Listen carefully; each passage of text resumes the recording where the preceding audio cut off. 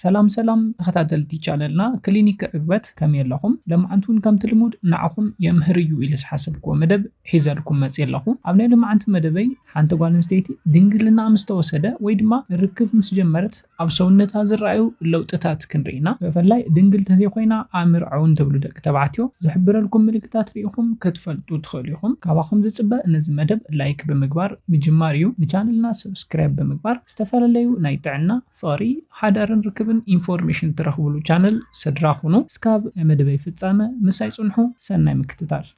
ፈለማ ድንግልና ደቂ ኣንስትዮ ብምፍላጥን ብዘይምፍላጥን ክጠፍእ ከም ዝኽእል ክትፈልጡ ኣለኩም። ድሕሪዚ ሓንቲ ጓል ኣንስተይቲ ድንግልና ምሳኣነቶ ኣብ ሰውነታ ክረአ ዝኽእል ለውጥታት እንታይ ከም ዝኾኑ ክንርኢ። እቲ ቀዳማይ ለውጢ ናይ ብልዕቲ ለውጢ እዩ። ቅድሚ ሕዚ ርክብ ፈጺማ ዘይትፈልጥ ጓል ኣንስተይቲ ርክብ ክትፍጽሙ ኣብ ትጅምሩሉ ግዜ ብጣዕሚ ክትጽገም ትኽእል እያ። ምክንያቱ ድማ መትሎ ዝኣትወሉ ነዃል ብጣዕሚ ጸቢብ ስለ ዝኾነ እዩ። ብልዕተን ብስጋ ዝተሸፈነ ስለ ዝኾነ ንመትሎ ናብ ውሽጢ ንፈለማ ግዜ ንምእታው ነዊሕ ግዜ ክወስድ ይኽእል እዩ። እዚ ድማ ግዝያዊ ዝኾነ ከቢድ ቃንዛ ክስዕበለን ዝኽእል እዩ። እዚ ቃንዛ ድማ ርክብ ምፍጻም ኣብ ትጅምሩሉ ግዜን ድንግልና ኣብ ተወሰደሉ ግዜን እንዳቐነሰ ይኸይድ እዩ። ነዚ ምክንያቱ ድማ ብልዕቲ ደቂ ኣንስትዮ ብተፈጥሮ ናይ ምዝርጋሕ ናይ ምልጣጥ ባህሪ ስለ ዘለዎ እዩ። በዚ ድማ ቁሩብ ክሰፍሕ ይኽእል። ስለዚ እቲ ቀዳማይ ምልክት ኣብ ብልዕተን ዝረአ ለውጢ እዩ። ኣብ መበል ካልኣይ ንሪኦ ድንግልና ዝተወሰደ ጓል ኣንስተይቲ ኣብ ሰውነታ ዝረአ ለውጢ ድማ እንታይ እዩ? ማህፀና መዓዝን ከመይን ክምጠጥ ከም ዘለዎ ክሰፍሕ ከም ዘለዎ ክምሃር ይጅምር እዩ።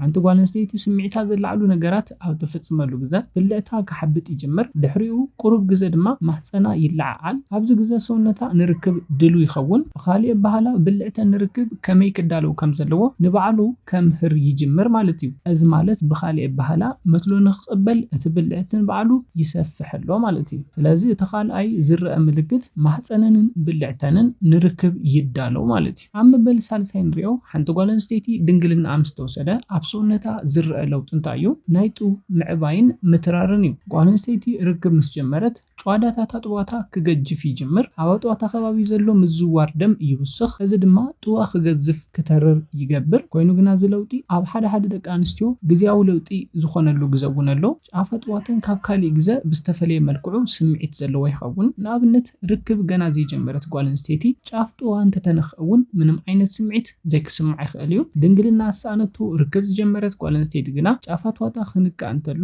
ዝበለጸ ስምዒት ክስምዓ ይጅምር። ኣብ ግዜ ርክብ ድማ ናብ ጫፍ ዕግበት ንኽትበጽሕ ዝገብራ ክፋል ሰውነታ ይኾነላ እዩ። ስለዚ ኣብ መበል ሳልሳይ ንሪኦ ሓንቲ ድንግልና ኣሳኣነት ጓል ኣንስተይቲ ንፈልጠሉ ሜላ ቁሩብ ግዝፍ ዝበለ ጡብ እንተሃሊዋን ጫፈ ጡዋታ ክንክእ እንተሎ ስምዒታ ዝበጽሕ ኮይኑን እዩ። ኣብ መበል ራብዓይ ንሪኦ ሓንቲ ጓል ኣንስተይቲ ድንግልና ምስ ተወሰደ ተሪኦ ለውጢ ድማ ታሕጓስ እዩ። እሞ ሕጉሳት ደቂ ኣንስትዮ ኩለን ድንግልና ይብለን ድዩ ክትብሉ ንትኽእሉ ኢኹም። ኮይኑ ግና ከመይ እንተልኩም በዝሒ ሆርሞን ኣብ ሰውነታ ይውስኽ።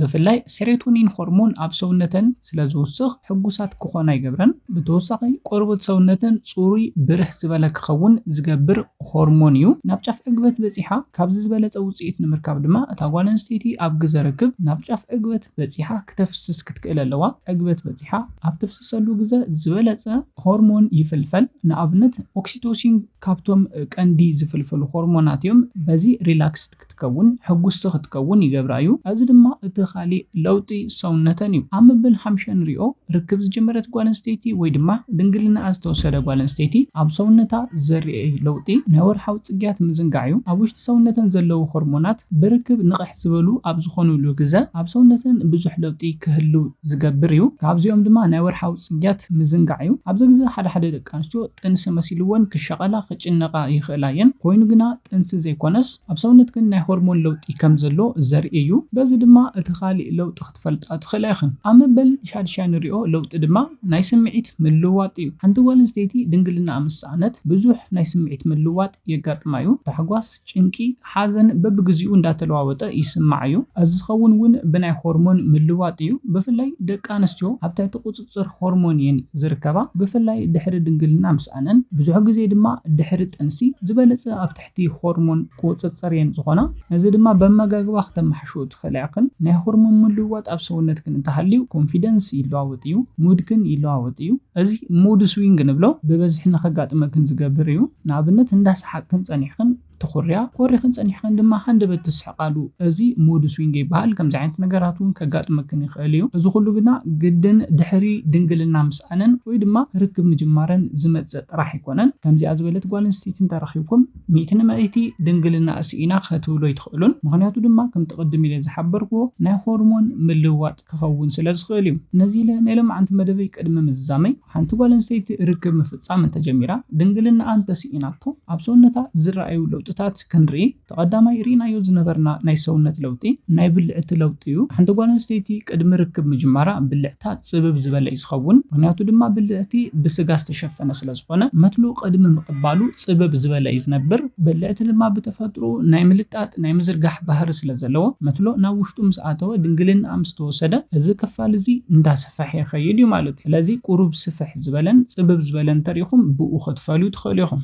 ኣብ መበል ካልኣይ ዝረኣናዮ ሓንቲ ጓል ኣንስተይቲ ድንግልና እንተስኢና ንፈልጠሉ ድማ ማህፀና ከመይ ንርክብ ክዳሎ ከም ዘለዎ ይፈልጥ እዩ እዚ ማለት ማህፀነን ከምኡ እውን ብልዕተን ንርክብ ይዳሎ መትሎ ንቕበል ድሉ ይኸውን ይዝርጋሕ ማለት እዩ ኣብዚ ግዜ ንርክብ ድሉ ይኸውን እዚ እውን ድሕሪ ድንግልና ምስኣና ዝመፅእ ምልክት እዩ ኣብ መበል ሳልሳይ ሪእናዮ ዝነበርና ናይ ሰውነት ለውጢ ድማ እንታይ እዩ ናይ ኣጥዋተን ምግዛፍ እዩ ድንግልና ምስ ተወሰደ ናብ ኣጥዋተን ዝኸይድ ናይ ደም ምዝውዋር ይውስኽ እዩ ኣብዚ ከባቢ ናይ ደም ምዝውዋር እንተወሲኹ ድማ ኣጥዋተን ይገዝፍ ጫፍ ኣጥዋተን እውን ስምዒት ክህበን ይጅምር እዩ ስለዚ ጫፍ ኣጥዋታ ንኽኢኻያ ስምዒታ ዝመፅእ እንተኮይኑ እዛ ጓል ኣንስተይቲ ድንግል ናይ ምዃና ዕድል ብጣዕሚ እንዳፀበበ እዩ ዝኸይድ በዚ እውን ክትፈልጡ ትኽእሉ ኢኹም ኣብ መበል ራብዓይ ዝረኣናዮ ለውጢ ድማ ታሕጓስ ዘብዝሓ እንተኮይነን እዩ እዚ ዝመፅእ ብናይ ሆርሞን ምልውዋጥ እዩ ሆርሞንን እንዳወሰኸ ስለ ዝኸይድ ሓንቲ ጓል ኣንስተይቲ ናይ ዓራት ፀወታ እንተጀሚራ በዝሒ ሆርሞናታ እንዳወሰኸ እዩ ዝኸይድ ኣክቲቭ እዮም ዝኾኑ ኣብዚ ግዜ ትሕጉስ ትኸውን ቆርቦታ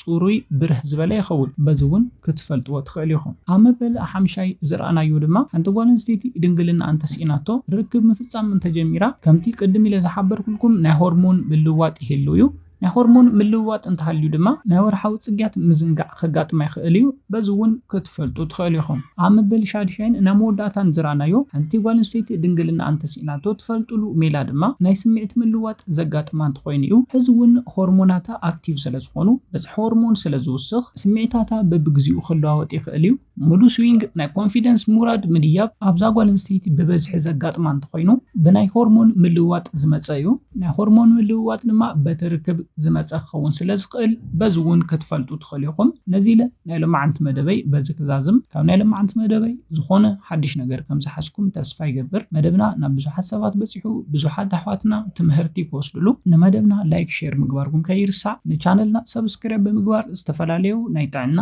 ናይ ሓዳር ናይ ፍቕርን ርክብን ኢንፎርሜሽን ትረኽብሉ ቻነል ስድራኹኑ ብኻሊእ መሃራይ መደብ እስካብ ንራኸብ ሰላምን ጥዕናን ንኹላትና ኣነ